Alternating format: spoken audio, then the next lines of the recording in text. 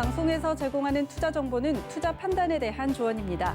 방송에서 제공하는 주식의 가치, 가격 상승 및 가격 하락에 대해서는 방송사에서 보장하지 않습니다.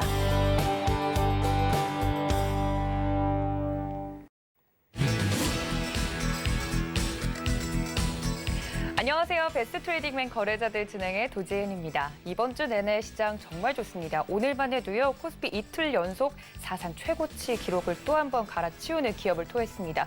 이렇게 시장이 좋은데 지수 잘 가는데 왜 내 포트의 수익률은 제자리 걸음인지 궁금하시죠? 시장에 대한 이야기부터 종목 이야기까지 종합선물 세트로 저희가 오늘도 준비를 했으니까 채널 끝까지 고정 부탁드립니다.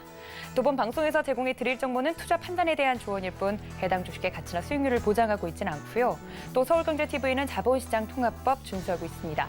1:1 투자 상담과 유사 수신행위 등 모든 불법 사양을 엄중하게 금지하고 있다는 말씀까지 전해드리면서 금요일이니만큼 힘차게 배트맨 출발합니다.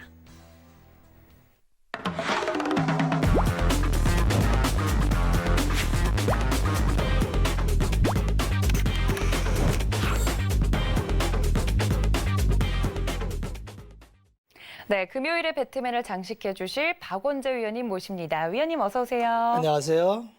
네, 저희 위원님과 함께 금요일도 열심히 달려볼 텐데 요즘 날이 너무 추워졌어요. 맞아요. 위원님 네. 좀 따뜻하게 입고 오셨어요? 단단하게 입고 왔죠. 아유, 저는 오늘 좀 멋을 부리겠다고 코트를 입었다가 지금 엄청 후회 중입니다. 그게 문제입니다. 그러니까요. 근데 주식도 이런 것 같아요. 주식도 후회할 짓을 하면 안 되는데. 실속을 차려야 돼요. 그러니까 네. 여러분 요즘은 멋부린다고 코트 이런 거 입으면 절대 안 됩니다. 오늘 시장에 대해서도 이야기를 좀 위원님과 함께 나눠볼 텐데 날은 춥지만 지수는 정말 잘 가네요. 오늘 시장 같은 경우는 어떻게 보셨을까요? 올해 2020년은 정말 다사다난으로도 다 말을 하지 못할 만큼 여러 가지 진기록을 많이 세우는데 11월 달도 기록을 하나 세웠어요. 무슨 기록일까요? 11월이요? 네. 기록을 세웠다 그러면 제가 오프닝에서 말했던 것처럼 지수 신고가일까요? 신고가가 기록이고요. 네. 두 번째는 월간 지수 상승률로 2001년 이후에 네. 가장 높은 상승을 기록한 달이 2000년 11월입니다. 아, 그렇군요. 체크를 해보면 이달에 16.16%가 올랐어요. 이제 월요일 날 특별한 일이 없는 한 이대로 마감을 하면은 네. 이게 이제 2001년 10월, 11월 달에 13% 이렇게 오른 이후에 월간 단위로 가장 높은 상승률이고요. 네. 월간으로 이렇게 10% 이상 오르는 달은 그렇게 많은 경험을 하는 달이 아니에요. 그렇게 느껴져 체감이 확 되네요. 이번 네. 달에만 엄청 올랐다는 거죠. 네. 그런데 그 원인이 외국인 매수였죠. 네. 외국인이 1월부터 10월까지 25조를 매도하다가 11월 달에 7조 4천억을 매수했어요. 코스닥에 9천억까지 하면은 시장에서 8조 4천억을 매수했는데 갑자기 11월 달에 왜 이러는지 그러면 다음 달도 그렇게 매수를 할지 그쵸. 내년도 매수를 할지 굉장히 궁금하잖아요. 너무 궁금해요. 이게 네. 언제 끊길지 몰라서. 과거의 예를 보면은 첫 달만 이렇게 사고 끄는 경우는 별로 없었습니다. 추세적으로 살 텐데 다만 또 하나 우리가 봐야 될 거는 이제 변동성이라는 건데 변동성 지수 차트를 보면은 과거에는 시장이 굉장히 널뛰는 시장이었다가 2000년 중반에는 10년 동안 우리가 박스권에 있었죠. 그렇죠. 박스권에 있을 때는 시장이 잠잠해요. 그러면 변동성이 아무것도 없습니다. 그래서 2000년 중반에는 대개 10대에 있었어요. 그러다가 이번에 위기 때 70일까지 올라갔다가 이게 다시 오늘 20 밑으로 떨어졌는데 이게 지난 10년보다는 높은 수준에 있어요. 이 얘기는 뭐냐면 언제라도 시장이 11월 달에 16%를 아무도 예상 못한 시기에 올렸듯이 어떤 달 10%가 빠져도 이상할 게 없어요. 아무 문제가 없는. 11월 달에 이렇게 오르리라고 예상한 사람 한 명도 없었죠. 그렇죠. 순전히 외국인이 매수해서 올렸는데 12월 달에 외국인이 만약에 7조를 매도한다면 어떻게 될까요? 그러면 지금이랑 분위기가 또 180도 다르겠죠. 그대로 지수는 반납하겠죠. 네. 그래서 참 이런 시장은 예측하기가 어려운데 다만 우리는 이제 트렌드를 가지고 흐름을 예측할 수는 있어요. 네. 외국인들이 국내에 들어오는 거는 철저하게 아마 빗달러 자산에 대한 투자로 봐야 돼요. 중국이 자본시장 개방을 하고 있고요. 네. 중국 시장은 자본시장 개방하기 위한 선제 조치를 많이 하고 있어요. 중국에서 나오는 소식 중에 요새 공기업들 부도 소식이 많이 나죠. 네. 갑자기 그렇게 재정을 풀어서 보호하던 공기업, 트리플 A 기업을 왜 부도 낼까요? 그러게요. 네, 이거는 철저하게 자본시장 개방하기 전에 이제 우리끼리 할 때는 정부가 계획경제의 통제를 할 수 있는 시장이었어요. 네. 근데 외국 자본이 들어오면 시장 논리가 작용을 해요. 그쵸. 그러면은 정부 보조금을 주는 건 불법이 되는 거고, 그쵸. 그럼 시장의 자생력을 키우기 위해서 미리 체질 개선을 하는 거로 봐야 돼요. 아, 강한 기업만 살아남을 수 있으니까. 시그널을 주는 거죠, 시장에다가. 네. 그래서 이제는 정부 지원 없이 스스로 살 수 있는 놈만 살 수 있다라는 시그널을 주는 거고, 두 번째는 외국 자본에 대해서도 우리가 시장을 이렇게 투명하게 할 거니 안심하고 들어와라 라는 두 가지 시그널을 주는 거고요. 대외적으로 내외적으로 둘 다. 네. 그렇죠. 두 번째는 이제 채권 쪽하고 중국 시장으로 달러가 갈 수밖에 없는 이유가, 돈이라는 건 항상 낮은 곳에서 높은 곳으로 가요. 물은 높은 곳에서 낮은 곳으로 흐르고 돈은 낮은 곳에서 높은 곳으로 올라갑니다. 이 낮은 곳과 높은 곳은 금리겠죠, 돈의 값. 그래서 지금 미국의 금리는 최근에 오르다가 주춤하는데 10년물 미 재무성 채권 가격이 0.8대에 있습니다. 중국은 지금 채권 가격이 3%대예요. 자, 정상적인 돈이라면 자금 이동이 원활하다면 지금은 중국 시장이 막혀 있어서 못 들어가는데 네. 이게 빗장이 열려 있다면 시장은 아주 당연하게 중국 시장으로 가야 되는 거고요. 그렇죠. 우리나라나 대만보다는 중국으로요. 그렇죠. 왜냐하면 0.8% 투자하겠어요? 3% 투자하겠어요? 아, 저 같아도 중국으로 가겠네요. 네. 그래서 이제 그런 흐름이 하나하나 움직이는 거고, 한국 시장에 오는 거는 또 두 가지 측면이 있다고 봐야 됩니다. 첫째는 코로나19로 인해서 온 세상이 멈췄는데 정상적으로 서플라이 체인 안에서 공급하는 나라가 몇 개 없어요, 안정적으로. 그쵸. 그 안정적으로 공급하는 밸류 체인 단에 가장 탄탄한 나라가 한국과 대만입니다. 그래서 한국과 대만 쪽으로 자금이 들어오고요. 그 이전에는 10월 전까지는 우리를 매도했기 때문에 사실 대만 쪽으로는 자금이 들어갔는데 한국엔 자금이 안 들어왔었어요. 그런데 11월 달에는 압도적으로 한국 시장으로 돈이 들어오고 있습니다. 그동안 집행 안 된 자금이 들어오는 건지 어쨌든 같이 노는 거죠. 여기에 이제 마지막으로 하나 고민할 게 그 11월 말에는 항상 우리가 MSCI 이머징 지수에 들어가 있기 때문에 네. 리밸런싱을 합니다. 그러면 우리가 이머징 시장에 들어가 있기 때문에 이머징 시장에서 떠오르는 시장이 딱 두 개 있는데 그게 중국과 인도예요.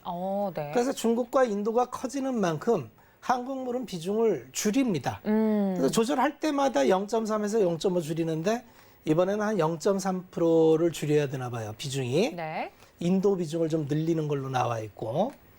그럼 금액으로 따지면 한 8천억 수준이 됩니다. 네. 근데 오늘 좀 그래서 외국인이 거래소를 팔 줄 알았는데 거래소는 좀 냅두고 코스닥 쪽으로 몰렸어요. 오, 신기하네요. 그러니까 거래소가 되게 리밸런싱은 거래소 쪽에서 하기 때문에 그렇죠. 코스닥은 빈집인데 그만큼 외국인은 한국물을 좀 매력적으로 보는 거 아닌가.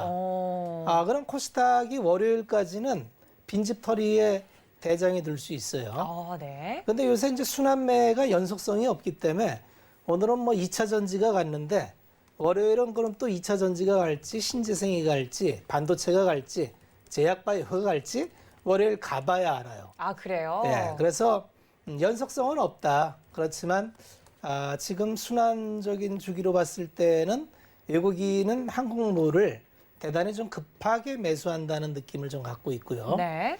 그래서 외국인이 사는 종목들을 보면 굉장히 알찬 종목들을 삽니다. 최근에 소부장 쪽 섹터를 많이 들어왔고요. 거래소는 아주 심플하죠. 삼성전자, 하이닉스, LG화학, 삼성 SDI를 거의 뭐 한 외국인이 산 지분의 80%가 이 네 종목입니다. 알짜배기만 사갔네요. 네, 그래서 이제 결국은 대한민국에서 가장 경쟁력이 있고 내년도에도 성장 지속 가능하고 밸류체인 상단에 있으면서 글로벌리로 랭킹이 돼 있는 기업들을 그냥 퉁으로 사는 겁니다. 되게 패시브 자금이기 때문에. 네. 그래서 이제 이 정도로 하면은 12월은 아마 11월처럼 이렇게 강하기는 좀 어려울 거예요. 11월 달에 좀 오버페이스한 면이 있고요.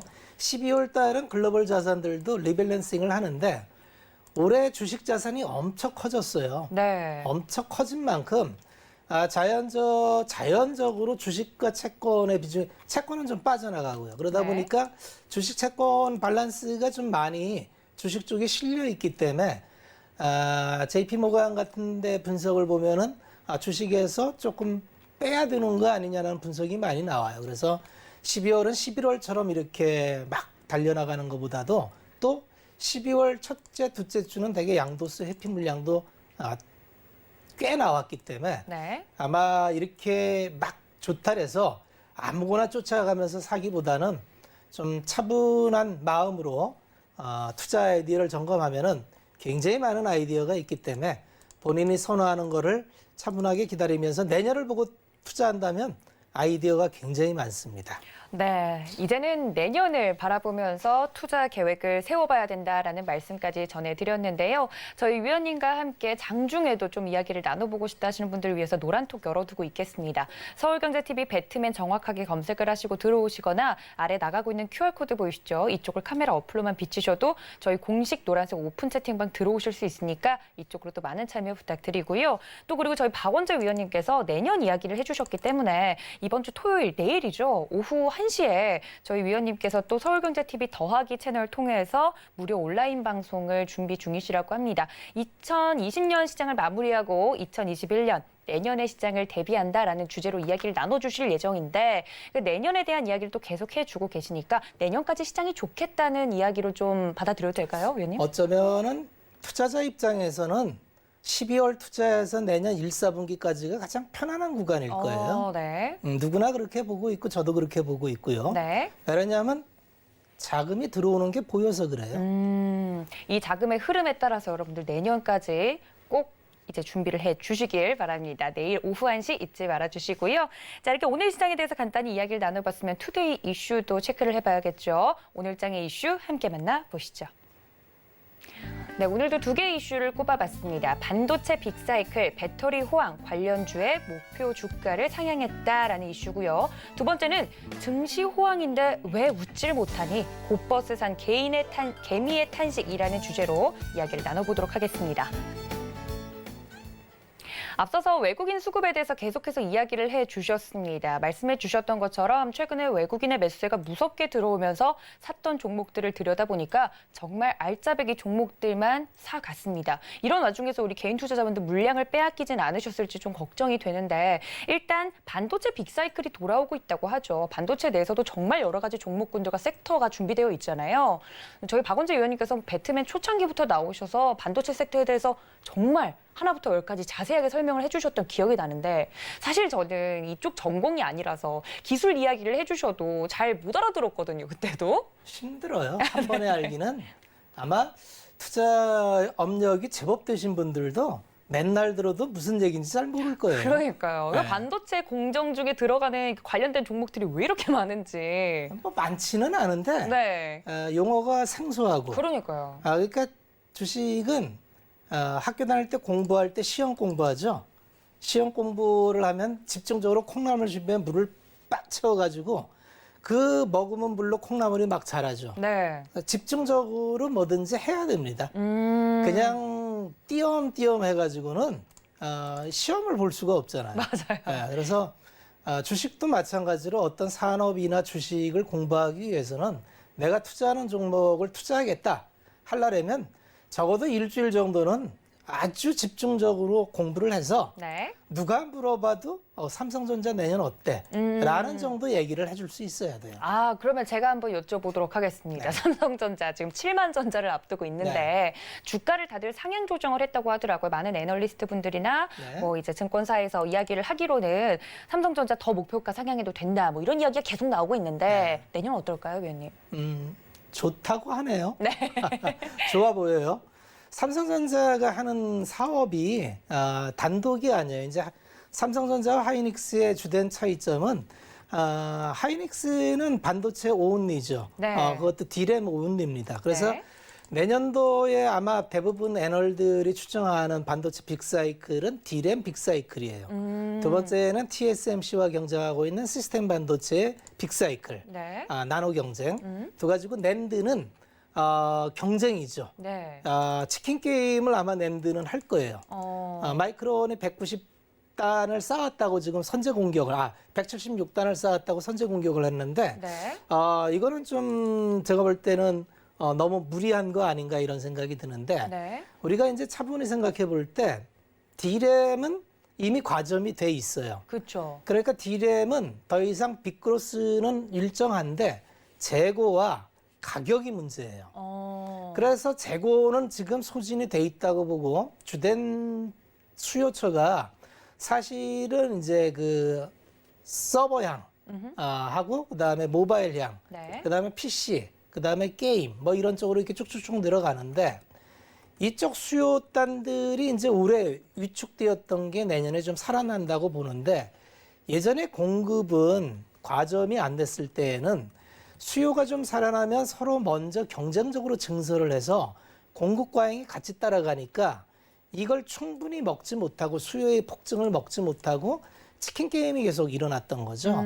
그게 지난 20년도의 사이클이었다면 2017년 마지막 엘피다 파산 이후로는 이제 D램은 공급자가 완벽하게 공급 통제를 하는 시장이 됐어요. 네. 내년도에 이제 재고 조정이나 이제 빅그로스의 일정 수준의 수요 회복이 이루어질 때 그런 가격이 아마 꽤 올라갈 수 있는 여지가 있어야만 공급 통제를 하니까. 네. 그럼 P와 Q가 같이 올라가서 오늘 박유학 애널이 이제 키움증권이 쓴 거 보니까 네. 한번 듣고 싶은데 삼성전자가 뭐 100조 이익도 가능하다는 얘기를 해요. 그럼 주가는 어느 정도까지 예상하시던가요? 1000조 가야죠, 시가총액. 네. 그러면 현재 가격에서 250%. 그러면 15만 원이 가야 되는 거죠, 삼성전자가. 네. 그런 전망을 써놨어요. 사실 뭐 아주 최상의 시나리오로 했겠지만 어쨌든 그런 그게 터무니없냐. 미래는 아무도 모르기 때문에 어떤 일이 벌어질지 몰라요. 우리가 2018년에 삼성전자가 58조를 찍었을 때도 아무도 58조를 찍는다는 얘기 한 사람은 없었어요. 네. 그때 D램의 영업이익률이 60%였어요. 60%의 영업이익을 누렸다는 건 완벽한 과점화가 이루어졌다는 거죠. 내년도에 만약에 또다시 영업이익률을 60, 70% 누리고 그때보다 빅그로스는 당연히 커졌으니까 매출이 늘어난다면 어떤 일이 벌어질지 모르는 거죠. 그러면 제가 이제 우리 방에서는 농담 삼아 지수가 바닥 대비해서 3배 올라간 경우, 그러니까 행보 기간에 3배 올라간 구간이 4번 있었는데 네. 만약에 이번 사이클이 3배 구간이라면 저점 1400 잡고 4500포인트 갈 수도 있습니다라는 얘기를 제가 한 적이 있었어요. 농담으로요, 네. 농담 아니었습니다. 진짜로? 네, 왜냐하면 그럴 수 있어요. 네.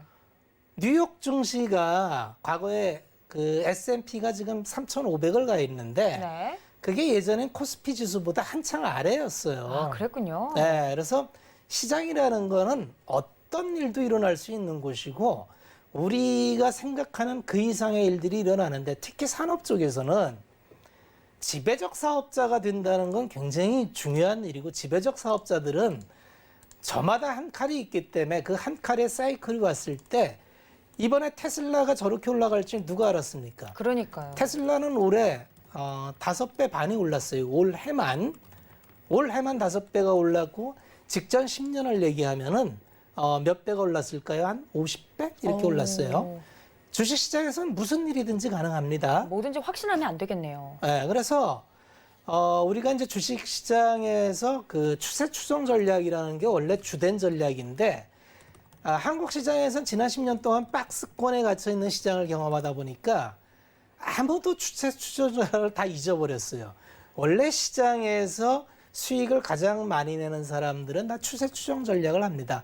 이거의 대가가 이제 미국에 있는 윌리엄 오닐이라는 투자 대가가 쓴 캔슬림이라는 기법이고요. 네. 그 사람은 전략이 고가 돌파할 때 추종 매매를 합니다. 언제나 고가, 최고가를 돌파하는 주식이 최고로 좋은 주식이라는 거예요. 최고가를 돌파했을 때는 이유가 있기 때문에 돌파를 하는 거고 네. 그걸 돌파해서 따라가다가 아니면 손절하면 된다예요. 아주 간단한 전략입니다. 그래서 손절선을 한 7% 잡고 고가 돌파하는 종목을 다 깔아놔요. 그래갖고 엄청난 수익을 올렸습니다. 그런데 우리 시장도 요새 보면은 다시 한 10년 동안 묵혀졌던 추세 추정 전략이 가능할 수도 있겠다는 생각이 좀 들고요. 네. 요새 돌파하면은 제법 세게 나오는 섹터가 제법 많이 나옵니다.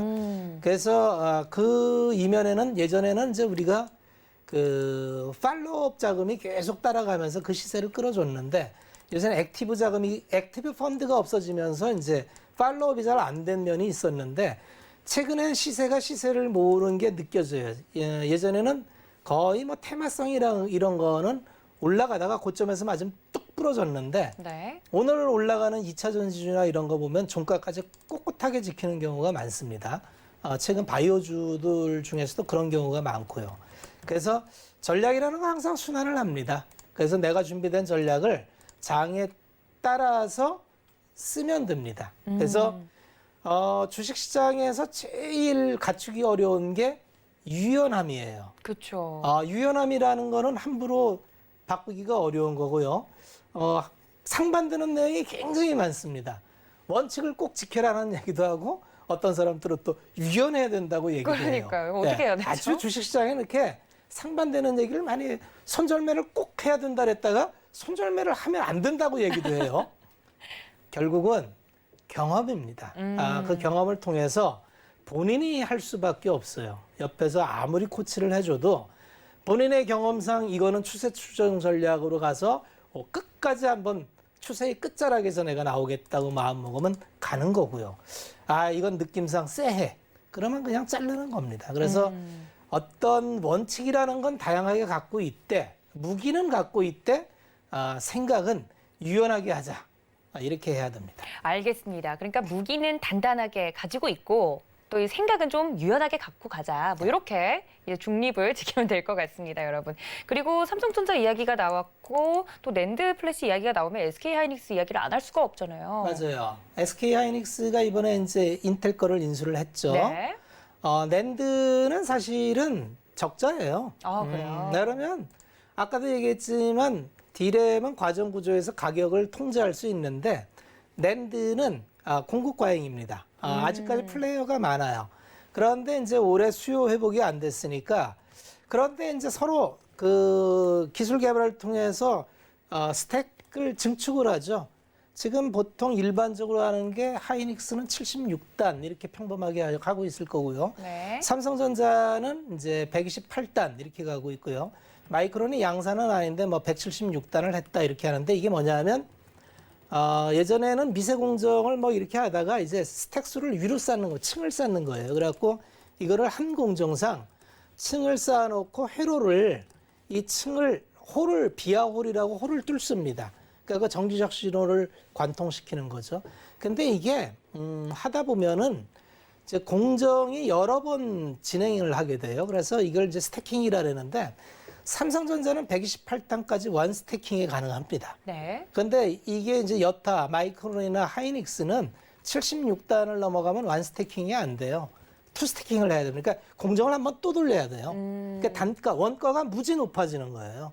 그래서 삼성전자만 이익을 많이 냈는데 만약에 이제 단수가 계속 올라가면은 삼성전자도 128단까지는 이제 원 스태킹으로 하는데 그거 넘어가면 아마 투 스태킹으로 하겠죠. 그러면 원가가 높아집니다. 이걸 가격 정가를 시키려면 D램은 이게 서버향이니까 B2B예요. 그러니까 가격 정가가 쉬워요. 이를테면 뭐 앞으로 4차 산업을 준비해서 서버 증설을 하기로 했는데 갑자기 D램 재고가 부족해서 가격이 더블로 올랐어요. 그런데 뭐 서버향을 하는 게 대개 이제 구글이나 애플이나 이런 기업이니까 뭐 가격 관계없이 우리 빨리 증설해야 되니까 줘. 그럼 가격이 바로 배로 올라서 줄 수 있는데 네. 낸드는 대개 이제 휴대폰이나 이런 데 들어가요. SSD 계정으로. 네네. 이거 소비 B2C잖아요. 이거 가격 올리면 휴대폰 가격을 올려야 되거든요. 올릴 수가 없죠. 그래서 가격 전가가 어렵습니다. 낸드는 그래서 그 수익 나기가 좀 어려운 구조예요. 오. 그러다 보니 이제 이게 점유율 싸움이 되는 거예요. 그래서 이제 이번에 하이닉스가 인텔 걸 인수한 것도 점유율을 해서 빨리 그 과점화되는 구조에서 상위를 잡지 않으면 D램처럼 이제 밑에 있으면 다 죽는 거예요.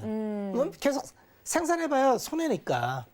그래서 이제 이 다시 한번 치킨 게임이 아마 내년에 활발하게 들어갈 것 같은데 네. 지금 현대로 보면 하이닉스도 그러면 낸드 기준으로 합하면 한 2위 기준 되니까 해볼만 합니다.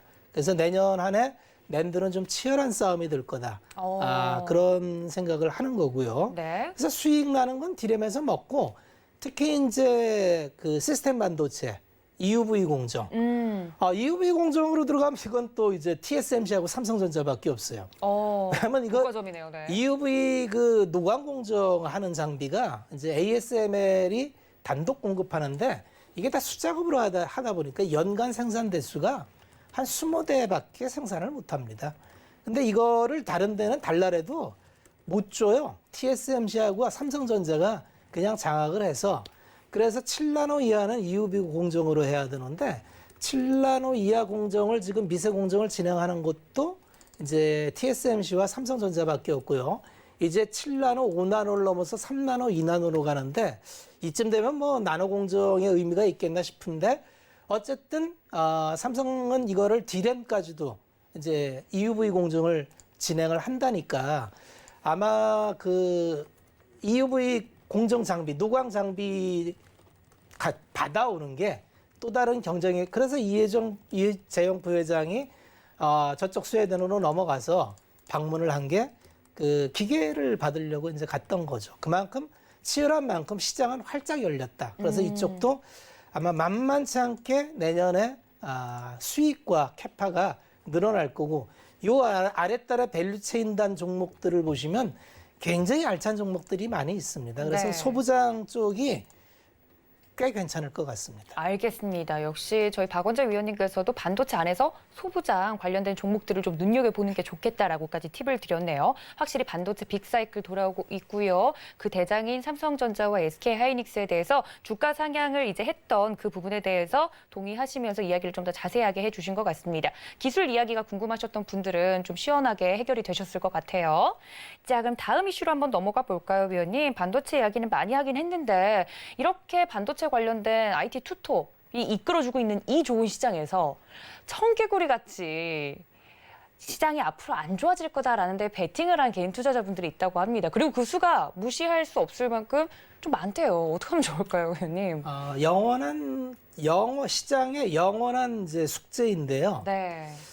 그 미국 시장도 마찬가지고 국내 시장도 마찬가지고 시장을 접근하실 때 기본적으로 잘못 접근을 하셔서 그렇습니다. 주식시장은 시황을 맞추고 시장을 맞추고 이런 플레이를 하는 곳이 아닌데 이게 이제 선물 시장이나 이쪽은 그걸 해야 됩니다. 왜냐하면 선물이라는 거는 레버리지를 한창 끼고 있고 그래서 방향성 게임을 하는 곳이기 때문에 거기는 주식시장이 아닙니다. 파생시장이라고 해요. 그래서 그쪽은 시황을 바탕으로 해서 방향성 게임을 하는 시장이기 때문에 거기는 좀 변곡점이나 어떤 그런 꺾임점 이런 거를 맞추는 게 나름 의미가 있고 그래서 그쪽 사람들은 주식시장하고 전혀 다른 논리로 접근을 합니다. 그런데 이게 이상하게 주식시장에 넘어와서 자꾸 뭘 맞추려고 하는 게 이제 맞출 필요가 없는데 네. 지수가 이쯤 올라왔으면 꺾여야 돼. 이런 느낌적인 느낌은 다 있습니다. 너무 올라왔는데 꺾이는 거 아니야? 그러니까 이제 상품으로 보면은 이게 반대로 가면 먹는 상품이 있어요. 인버스. 네. 2배로 하면 곱버스. 곱버스. 뭐 이렇게 네. 나오는데 기본적으로 이런 상품은 신경 안 하시는 게 좋습니다. 그걸 맞춘다 해서 또 말씀드리지만 주식시장에서 수익을 내는 가장 기본적인 원리는요. 나의 자본을 나 대신 위탁해주는 경영자를 찾는 거고요.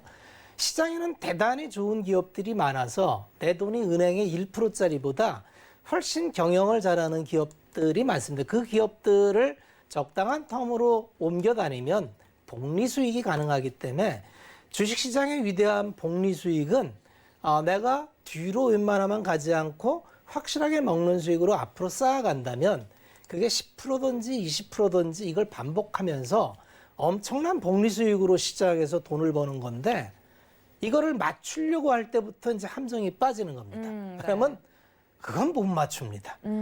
시장의 변동성이라고 하는 거는요. 그 천재 물리학자 있죠. 중력의 법칙을 뉴턴. 네. 뉴턴이 마지막에 주식 투자에서 패가망신을 했거든요. 웃지 못할 이야기가 있더라고요. 네, 그래서 그 사람이 이제 마지막 임종이 할 때 내가 천체 물리학이나 우주의 질서는 파헤쳤어도 인간의 탐욕과 광욕은 내가 도저히 알 길이 없었다는 말을 하고 명언이에요. 이제 네. 운명을 하셨답니다. 네. 못 맞추는 겁니다. 왜? 못 맞추는 걸 맞추려고 하면서 이걸 어떻게 맞춘다고 여기가 고점이라고 예단을 하시는지 우리는 비슷하게 투망을 하는 거예요. 왜냐하면 계속 제가 말씀드리듯이 우리가 내일 어떻게 될지 몰라요. 하지만 미래의 방향에 대해서 우리가 추론을 할 수가 있어요. 앞으로 신재생이나 2차 전지는 성장할 수밖에 없겠구나라는 추론을 통해서 우리가 오늘 2차 전지 이따 말씀을 드리겠지만 네. 중간에 중간에 꺾였을 때 제가 계속 드렸던 말씀이 있죠. 꺾일 시장이 아니다. 앞으로 봐라 자료를.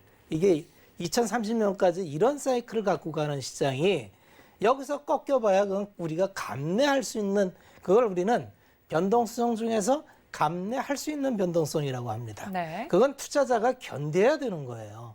그것도 못 견디면 투자할 수가 없습니다. 그렇죠. 그래서 그런 데이터와 그런 믿음을 갖고 버티는 거지 내가 저점이 어디다 그건 모릅니다. 하지만 우리는 이 흐름이 미래의 방향이라는 건 알아요.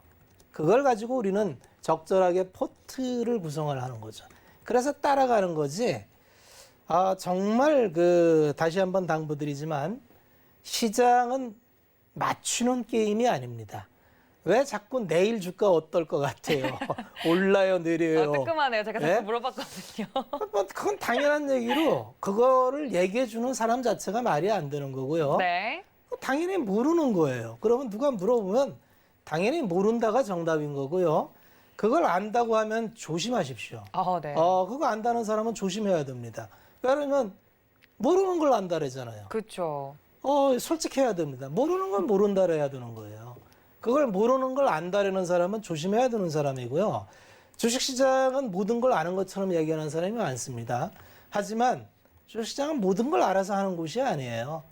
내가 충분히 산업이나 기업에 대해서 공부를 한 다음에 그 방향을 두려움을 가지고 가는 겁니다. 투자하면서 두려움이 없는 사람은 없어요. 참고적으로 제가 이제 펀드 이쪽 운영하는 쪽에 있었으니까 그쪽에서 이제 다 전문가들 아니겠습니까? 펀드 매니저 이런 사람들이.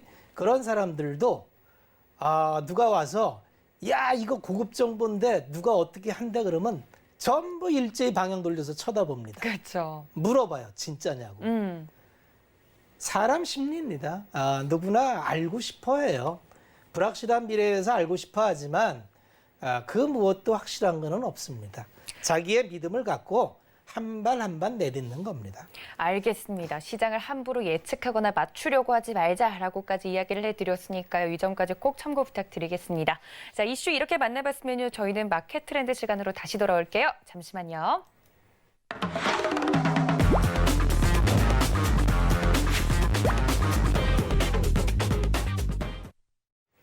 자, 그럼 이제 본격적으로 좀 종목 이야기를 해보도록 하겠습니다. 위원님께서 오늘장에서 움직였던 업종 중에 좀 눈여겨보는 업종이 있으시다면 어떤 업종일까요, 위원님? 당연히 오늘은 2차 전지하고 네. 제지주하고가 네. 이제 아주 핫했는데 최근에 굉장히 잘 가더라고요. 참고 삼으면 주식 불패방의 아주 주요 전략 섹터고요. 제지 아니면 2차 전지? 둘 다? 둘 다 있습니다. 둘 다. 둘 다 이미 한 2, 3개월 전에 편입이 돼 있고요. 네. 어려운 구간을 지나서 이제 다 빚을 나고 있죠. 아까 말씀드렸지만 그런 식으로 하는 겁니다. 뭘 알아서 하는 게 아니라 이런 방향으로 갈 수밖에 없지 않느냐라는 그런 믿음을 갖고 어려운 구간을 끌고 가서 결국 내가 목표한 그 지점에서 이익을 실현하고 이걸 반복하는 게 주식 투자의 과정입니다. 오늘 2차 전지가 이렇게 올랐던 거는 최근에 LG화학이나 SDI에 외국인 투자자가 엄청 많이 들어왔죠. 그다음에 SK이노베이션까지 셀업체가 먼저 움직였어요. 제가 이제 우리 주식 필파방 시황에서는 네. 이렇게 선발대가 가면은 그 온기가 아랫목까지 간다. 그러니까 순서를 기다려라. 내 차례가 올 때까지 이런 얘기를 자주 했는데요.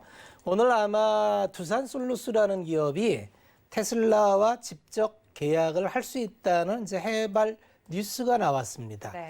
이거 대단히 의미가 있는 뉴스고요. 그래요, 네.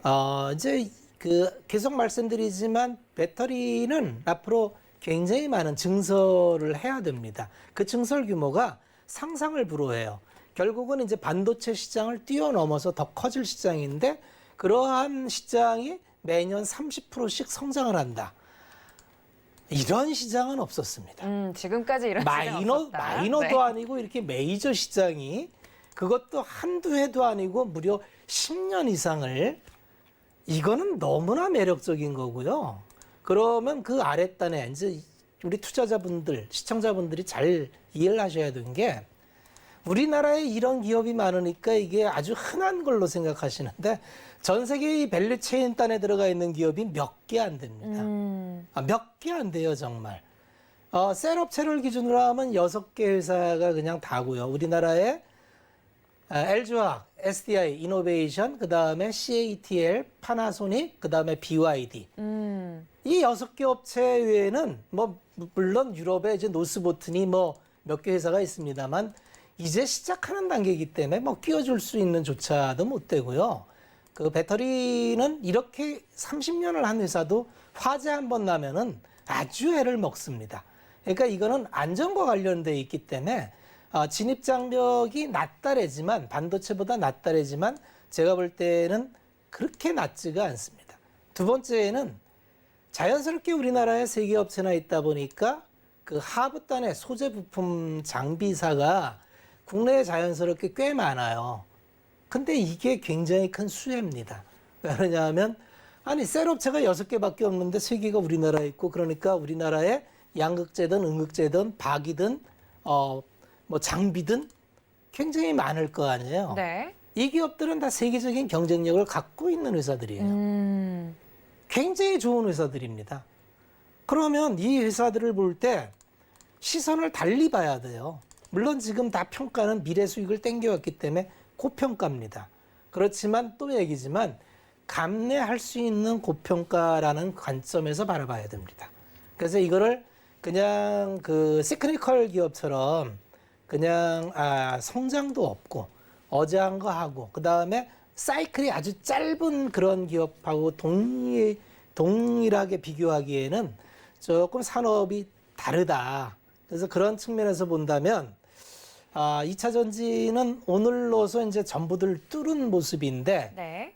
저희는 아직 포트에 갖고 있는데 아직도 홀딩하고 있습니다. 조금 더 여력이 많다고 보고요.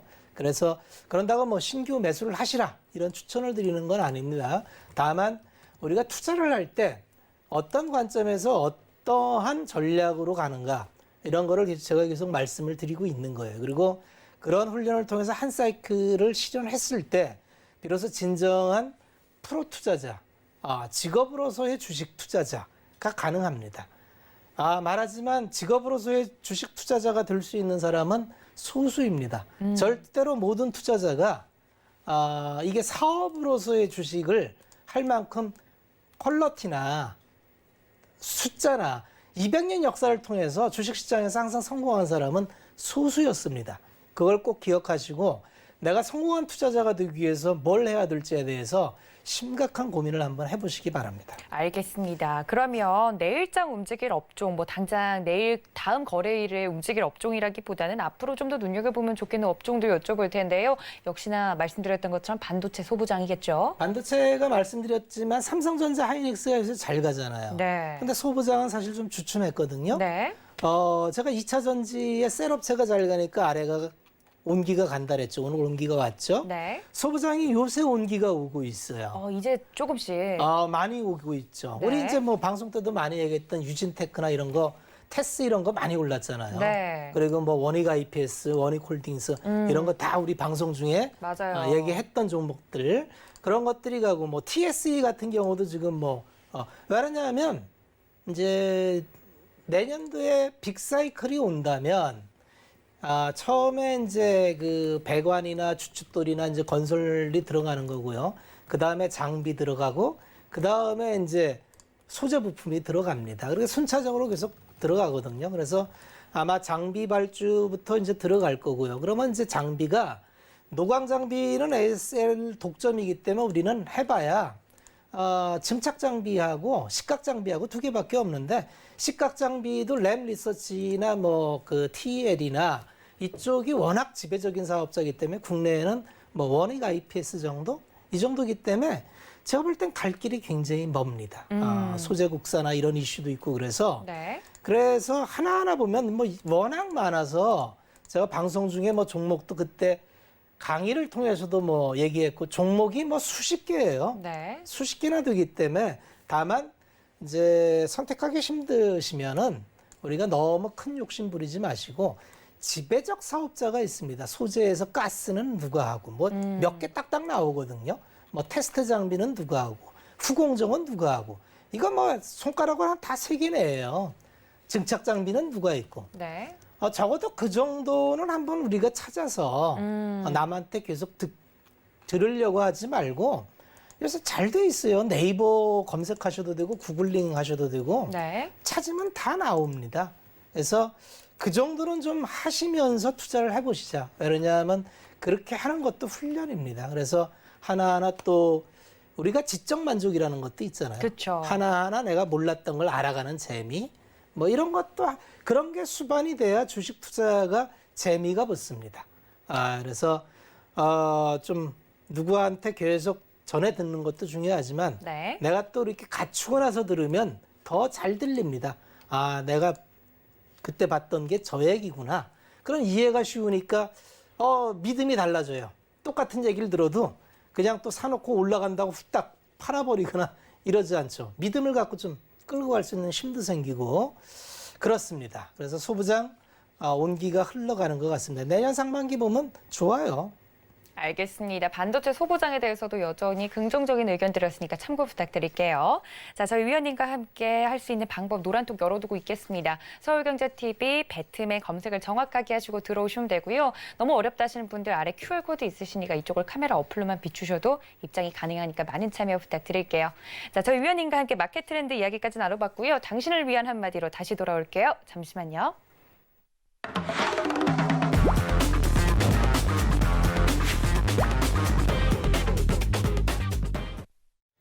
자, 다음 주장을 대비하는 우리 개인 투자자분들에게 저희 위원님께서 또 할 말이 있으시다고 합니다. 이 시점에서 장이 너무 잘 가고 있는 이 시점에서 우리 개인 투자자분들 어떤 마음가짐 가지고 가야 될까요, 위원님? 항상 똑같은 얘기를 이제 반복해서 드리는데 주식시장은 새로운 게 있는 것 같지만 새로운 게 없습니다.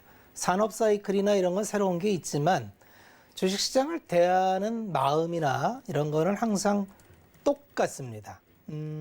아까도 말씀드렸지만 현명한 판단을 요하는 곳이 주식시장입니다. 그래서 올바른 방향과 주어진 데이터와 정보를 가지고 현명한 판단을 내렸을 때 우리는 제대로 된 수익이라는 열매를 받을 수가 있습니다. 아까도 말씀드렸지만 처음 출발할 때 잘못된 방향에서 출발을 하면은 거기선 아무리 오래 머물러도 그 경험은 크게 도움이 되지를 않습니다. 아까 말씀드린 무엇을 맞추려고 하는 거, 지수를 맞추려고 하는 거, 인버스 뭐 이렇게 해서 이건 더 올라갈 수 없어. 이렇게 해서 내가 짐작해서 뭐 지수 플레이를 한다던가 네. 아니면은 이제 주가도 뭐 파동을 그려가지고 이 파동을 뭐 내가 먹을 거다 이런 식으로 접근을 한다면 굉장히 그 오랜 시행착오를 겪을 확률이 많습니다. 주식시장은 굉장히 좀 단순하게 생각하는 게 좋아요. 상식적으로.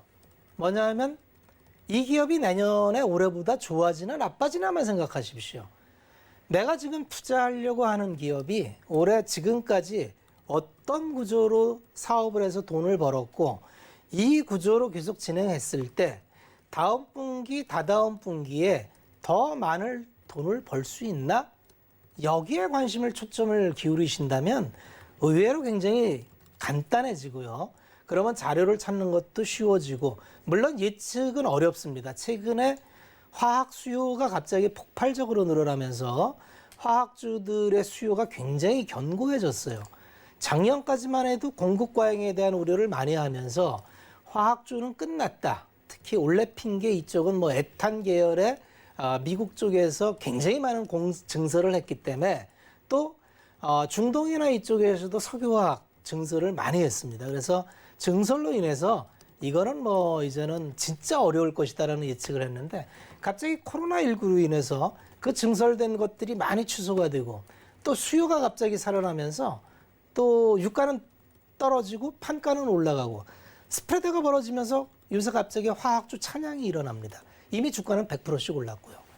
그렇지만 이런 거를 예민하게 관찰하고 있던 투자자라면 이미 8월경에 투자를 했을 수가 있다는 겁니다. 그래서 우리가 시장을 면밀하게 관찰을 해보면 어떤 이런 변곡점, 산업의 변곡점, 수요 공급에 따른 변곡점이 나타납니다. 제지 같은 경우도 제가 몇 번을 말씀드리지만 아마 대양제지 화재건으로 인해서 쇼티지가 날 거고 이건 아마 과점화된 시장에서 가격 정가가 가능할 거고 그러면 내년에는 상당히 P와 Q가 성장할 확률이 많다. 그래서 저는 한 2개월 전에 제지주를 포트에 넣었습니다. 최근에 많이 올라가죠. 그러니까 이거는 미래를 뭘 알아서 하는 게 아니고 합리적 추론을 하는 겁니다. 그 합리적 추론을 통해서 아마 틀림없이 이러이러한 방향으로 가지 않겠나라는 그런 방향을 세우고 투자 계획을 집행을 하는 거죠.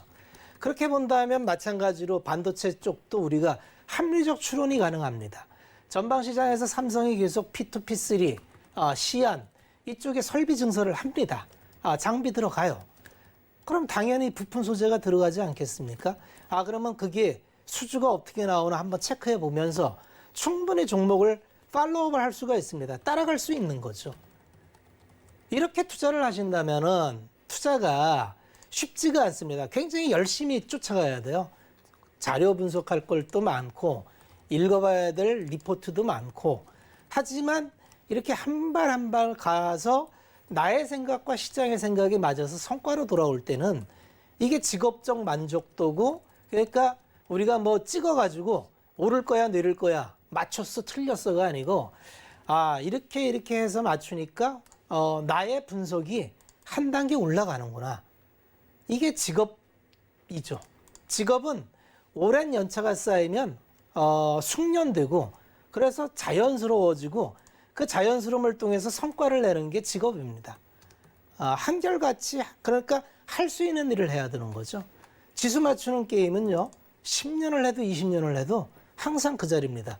왜냐하면 어차피 못 맞출 걸 맞추려고 하기 때문에 그렇습니다. 또 마지막 드리고 싶은 거는 지금이라도 제대로 된 길을 가시면 지금이 라인 나옵니다. 늦지 않았습니다. 오늘은 여기까지 하겠습니다.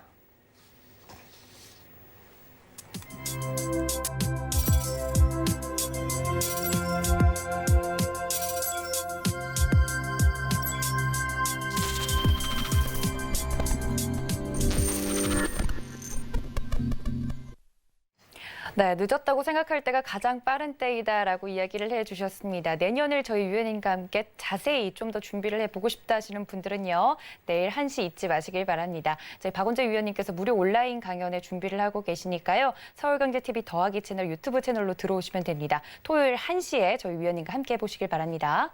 1시간 동안 함께해 주신 저희 위원님 보내드리면서요. 인사 말씀 나누겠습니다. 위원님 고맙습니다. 또 또 본 방송에서 제공해 드린 정보는 투자 판단에 대한 조언일 뿐 해당 주식의 가치나 수익률을 보장하고 있지는 않고요. 또 서울경제TV는 자본시장 통합법 준수하고 있습니다. 1:1 투자 상담과 유사 수신행위 등 모든 불법 사항을 엄중하게 금지하고 있다는 말씀까지 전해드리면서 날이 굉장히 춥습니다. 여러분들 행복한 금요일 밤 보내시고요. 다음 이 시간에 여러분 다시 찾아뵙겠습니다. 시청해주신 여러분 고맙습니다.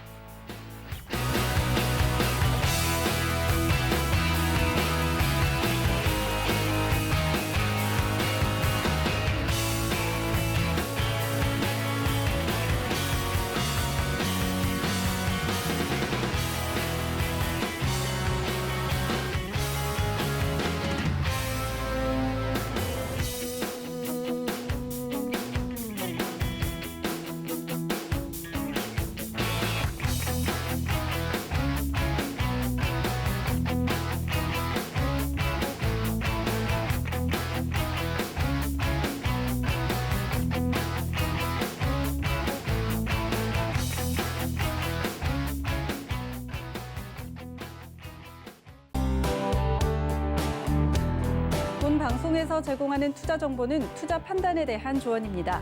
방송에서 제공하는 주식의 가치, 가격 상승 및 가격 하락에 대해서는 방송사에서 보장하지 않습니다.